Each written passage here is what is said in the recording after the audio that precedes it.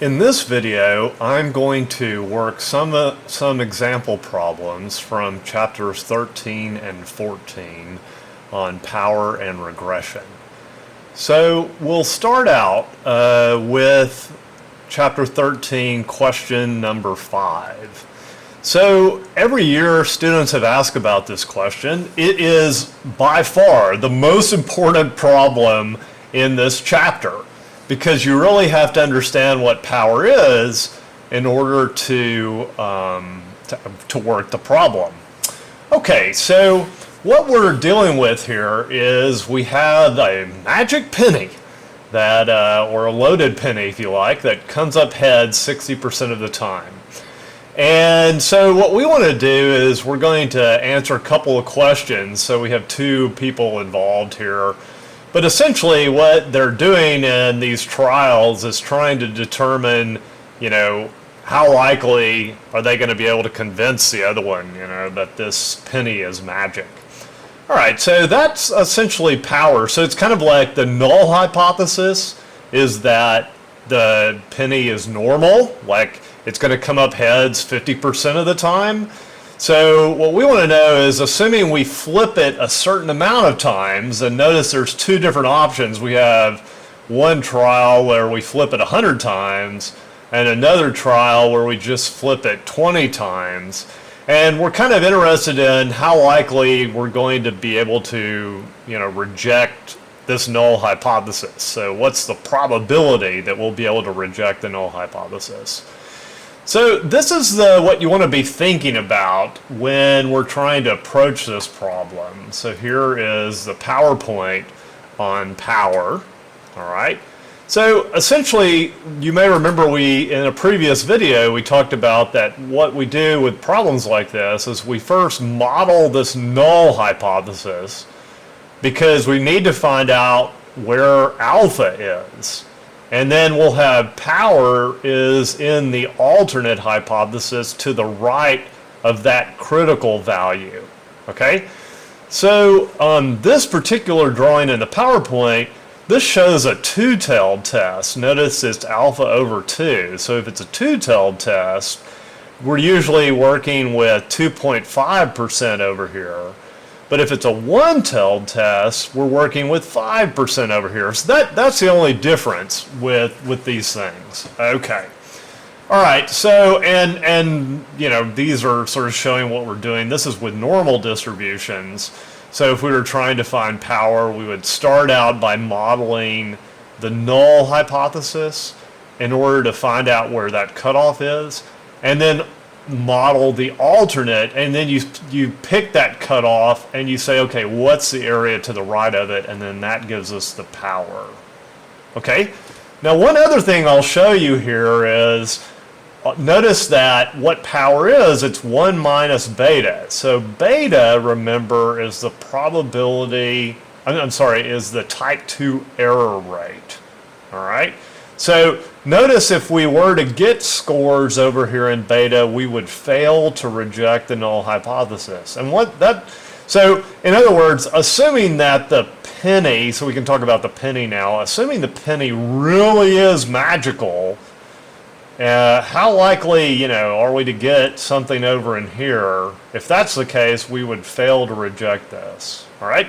On the other hand, if we get something over here, how likely is that? Then we will reject it. So the power is how likely are we to reject it. The type 2 error rate is how likely are we going to fail to reject it. Okay, that's what 5 is asking. On part A, it's asking for this, but part B, it's asking for that. So we can kind of use the same procedure to get this part, you see, and then just subtract it from 1 to get that part. So that's an easy way of doing it. Okay, so let's take a look at this problem here. All right, I'm actually going to work 5B because it sort of asks for both of them just to see how to do this. And then you can try using the same method on either one of these.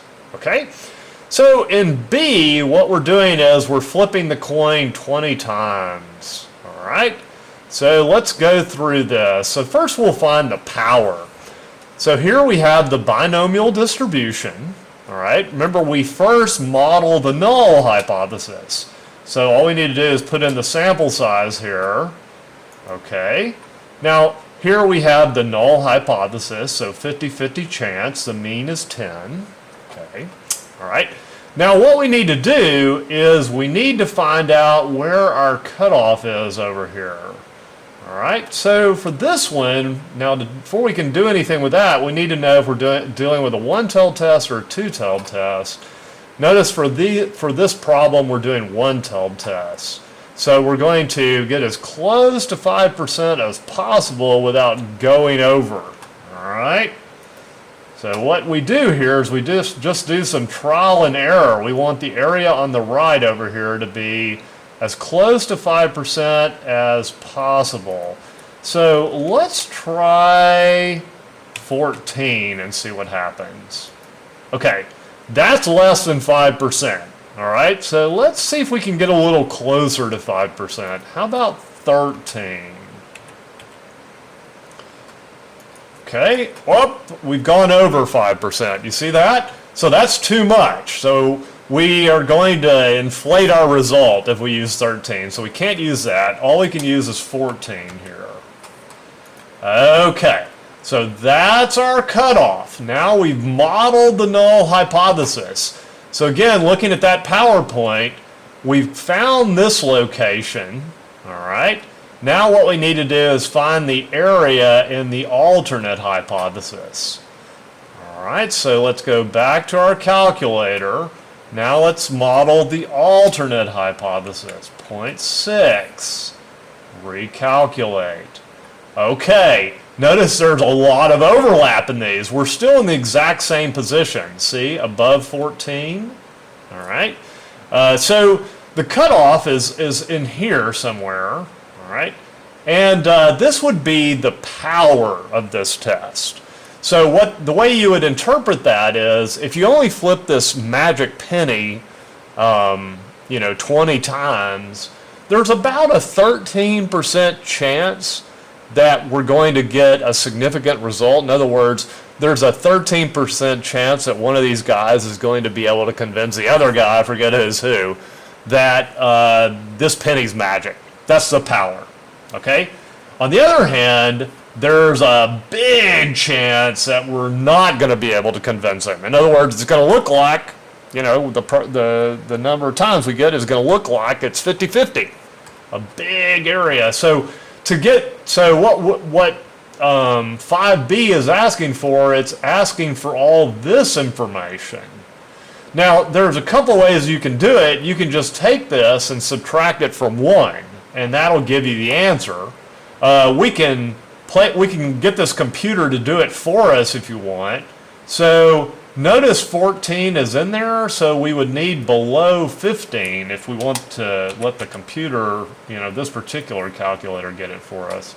Anyway, there is beta, the probability of a type 2 error right there.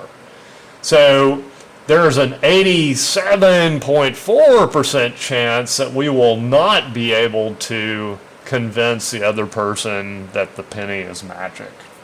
Okay, so that is 5B. Now what I want to do is take a look at some of the case studies. All right, so what I did is I've actually already downloaded some of these data sets so we can work on them here. And I will put these spreadsheets in D2L so you guys can take a look at them. All right, so what we're going to look at first is we're going to look at 18. Let me come down here to 18. Okay, so when working with linear regression, the first thing you have to do is you have to figure out what is the dependent variable and what is the independent variable. Because if you get that part wrong, everything's going to be wrong. So remember, the way these things work is a dependent variable is predicted by an independent variable. Now for 18, Lane actually tells us what these are. See, he says predicting anger out from control out. So that means control out is the independent variable and anger out is the dependent variable. Okay, now you have to put these into pass the correct way. So we select the control out. This is the independent variable. So we hit control copy. We open up past. All right. Select the column attributes. Here we go. All right. So I pasted the control out there. Now I'm going to get anger out. Let's copy that one. Go back to past here. Anger out. All right. We've got them. Okay. So now I'm going to select these two columns. All right. And I do model, linear, bivariate. Okay. So there you can see the relationship. You can even double check to make sure you set it up correctly. Remember, the independent variable has always got to be on the x-axis. All right. Now what we're going to be working with is we're going to be working with the statistics. Some of the answers are already in this particular window. See, there's the slope and the intercept. That's a couple of things that were asked for. But if you click statistics here, you can hit copy and you can paste all this information into Excel. That's what I did, so we can kind of take a look at it. All right. So I pasted all that in down here, but let's take a look at what, some questions I might ask for a problem like this. So one thing I might ask is, what is the null hypothesis that we're actually addressing here? So here's a couple of different ways that you could write the null hypothesis.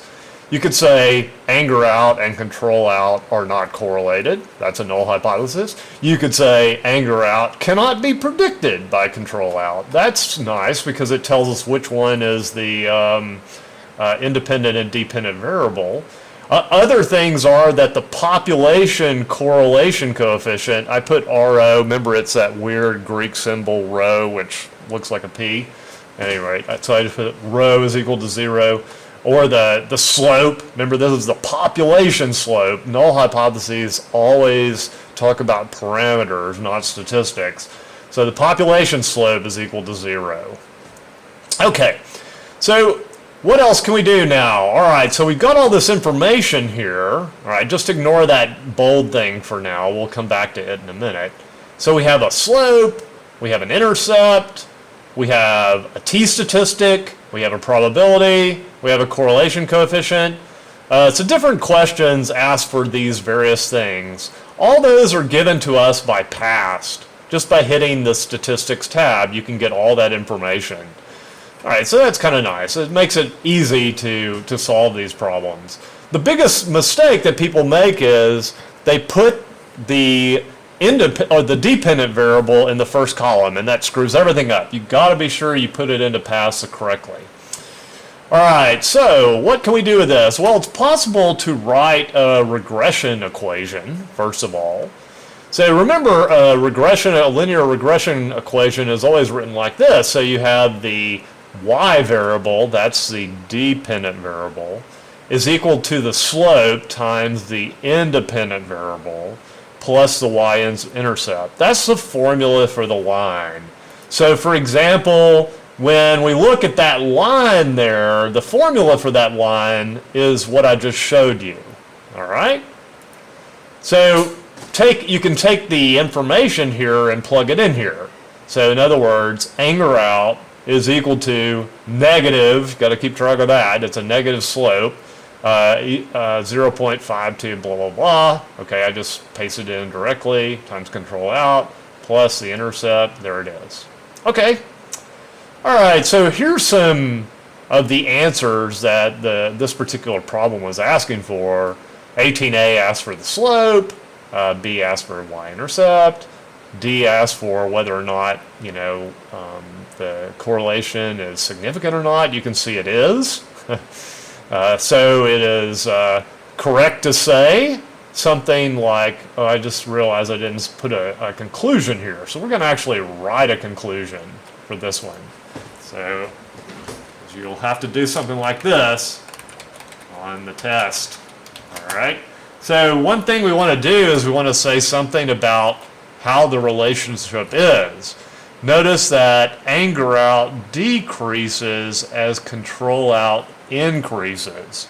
So we want to say something like that in our conclusion.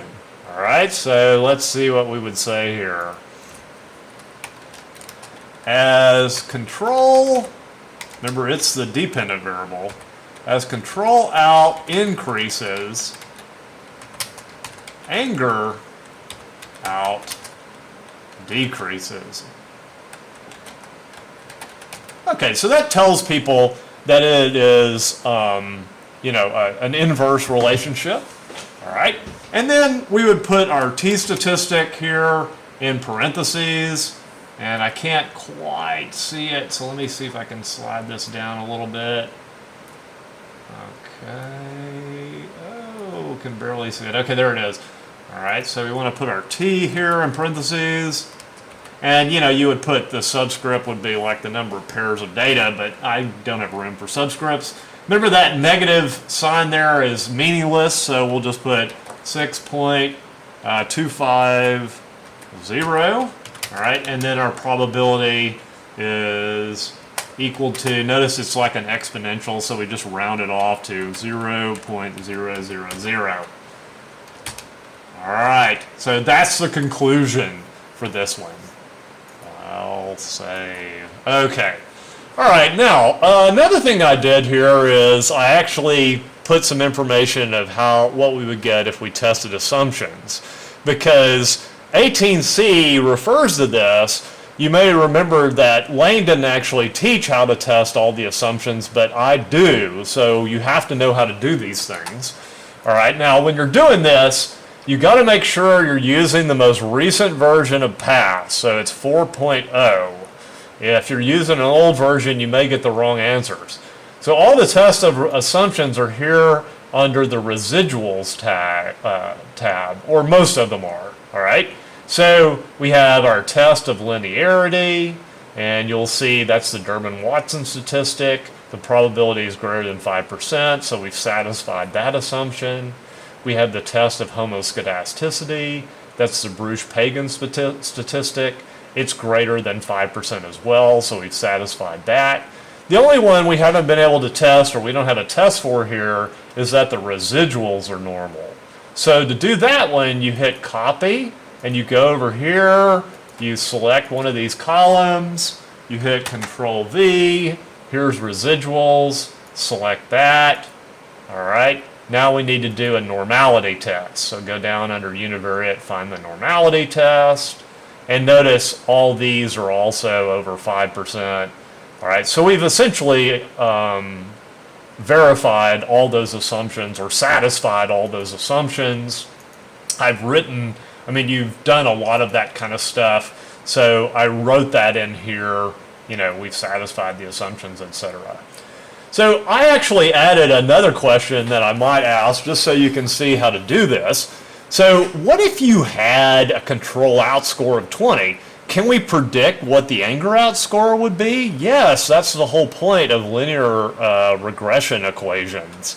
And this is similar to some questions you have, like question 11B asks for something like this, and 19 also asks for something like this. So the easiest way to do this is to actually write the equation into one of these cells, and that's what I did here. So what I did is I just generated an equation that would give me this, and I don't know if you can read this up here. So what I'll do is I'll just rewrite it, all right? So this is the way you would do it, okay? So remember, we're trying to predict anger out, so we're essentially going to, write this formula, all right, using Excel, so we don't make, rounding errors. So we have a control out score of 20, and we're going to multiply that by the slope. Notice the slope is here in cell J17, it looks like. All right. And then we need to add it to the y-intercept, which is in J19. All right. Whoops. J19. Okay. All right. So that should tell us what it is. Okay. So that is the anger out score that we should get if we had a control out score of 20. Okay, so I'm going to stop this video and make a new one for a different problem.